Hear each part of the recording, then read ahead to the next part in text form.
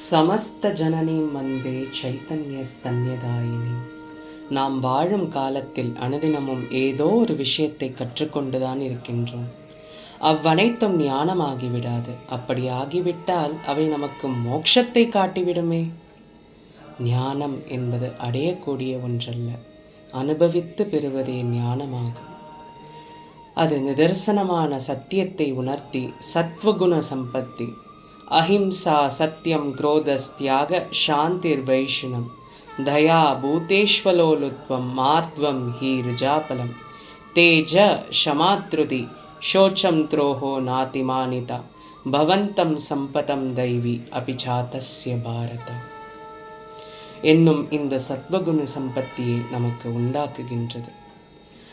எது இறைவனிடம் வழிகாட்டி மார்க்கமாக அமைகின்றதோ, எது நம் ஜீவாத்மாவை பரமாத்மா என்பவரை உணரச் செய்கின்றதோ அதுவே ஞானமாகும். ஜகத் ஜனனியான ஸ்ரீ மகாலட்சுமி தாயார் தன் ஒவ்வொரு அவதாரத்திலும் லீலைகளிலும் நமக்கு உணர்த்தும் ஒரே ஞானம் அன்பாகும். ஷிவபதியான பகவான் தன் பக்தர்கள் மீது அன்பு கொண்டே பல அவதாரங்கள் செய்தார். தன் பிராணநாயகி மீது ஸ்ரீ தாயார் மீது கொண்ட காதலால் அன்பாலேயே பல லீலைகள் செய்தார். இறைவன் என்பவன் அன்பின் வடிவமானவர். பல ரிஷிகளும் தேவர்களும் செய்யும் கடும் தவம் யாகம் ஆகியவற்றிற்கு கூட வராதவன் அன்று பிரகலாதனின் ஈடு இணையற்ற அன்புக்காகவே நரசிங்கனாய் வந்தான்.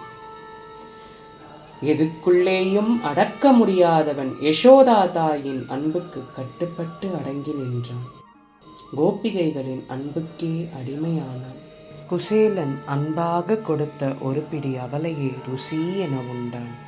திரௌபதியின் அன்புக்காகவே அவள் மானம் காக்க சேலையை ஈந்தான். தன் பக்தன் அர்ஜுனனின் அன்புக்காகவே ஸ்ரீ பார்த்த சாரதியாக சாரத்தியம் செய்தான்.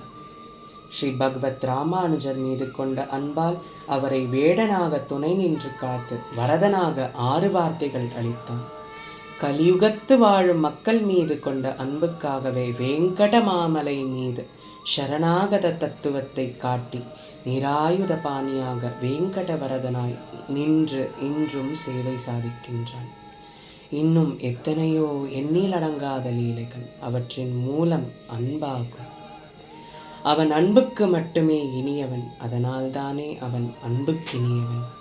ஸ்ரீ தாயாரின் அவதாரமான ஸ்ரீ பிரேம் தேவி, ஸ்ரீ ராதா தேவியின் சில லீலைகளை இந்த நவராத்திரியில் அறிந்தோம். அவ்வனைத்து திருக்கோலத்திலும் நாம் பெறப்படும் அடிப்படையான ஞானம் அன்பாகும். எப்பொழுது ஒருவன் இவ்வுலகத்தில் உள்ள பிற ஜீவன்களிடம் அன்பு செலுத்துகின்றானோ அப்பொழுது அவர்களுக்குள்ளேயும் பரமாத்மாவான அந்த ஸ்ரீயப்பதியே வாசம் செய்வதாக உணர்கின்றான். சர்வத்ர ஹஸ்தி சதா ஹஸ்தி. ஜகத்தில் உள்ள அனைத்திலும் பரமாத்மாவை காண்பான். அது அணுவாக இருந்தாலும் சரி, மலையாக இருந்தாலும் சரி. அப்படிப்பட்ட ஞானம் கொண்ட பக்தன் பிற ஜீவன்களிடத்தில் அதர்மம் இழைக்க மாட்டான். அவ்வாறு இழைத்தால் அது அந்த ஜீவனுக்குள் வாசம் செய்யும் பரமாத்மாவுக்கு இழைத்ததாகும் என்பதை அவன் அறிவான். நான் என்பது என்றோ ஒரு நாள் அழியக்கூடிய இந்த சரீரம் அல்ல. நான் என்பது அடையும் ஞானமோ சக்தியோ அல்ல. அவை யாவும் பூமியின் ஒரு அங்கமாகும். நான் என்பது ஜீவாத்மாவான பரமாத்மாவின் ஒரு அங்கம் என உணர்கின்றான். இதனாலேயே அவன் கர்மயோகியாய் ஆத்ம ஞானம் பெறுகின்றான். அன்பெனும் பாதையில் சச்சித் ஆனந்த ஸ்வரூபனான ஸ்ரீயப்பதி சர்வேஸ்வரன் ஸ்ரீமன் நாராயணனை பரமாத்மாவை நெருங்குகின்றான். அன்பு என்பது ஒன்றை பெறுவதோ அல்லது அடைவதோ அல்ல, இரண்டர கலப்பதே அன்பாகும். நல் சுபத்தின் துவக்கம் அன்பாகும். அனுபவிக்கும் வலியின் இறுதி நிலை அன்பாகும். இதையே ஸ்ரீ பிரேம்தேவி ஸ்ரீ ராதாவதாரம் விளக்குகின்றது. இந்த அன்பெனும் ஞானத்தையே அவள் மூலம் நாம் பெறுகின்றோம். அவ்வாறாகவே இன்று பார்கவி ஸ்ரீஜி பிரேமவல்லி தாயார் அன்பெனும் வடிவமாய் ஸ்ரீ ராதா தேவி சாரதா தேவியாக வீணாவாணியான கௌரவாணி அன்பெனும் ஞானத்தை விளக்கும் வரப்பிரதாயினியாக சேவை சாதிக்கின்றாள். சேவிப்போமா?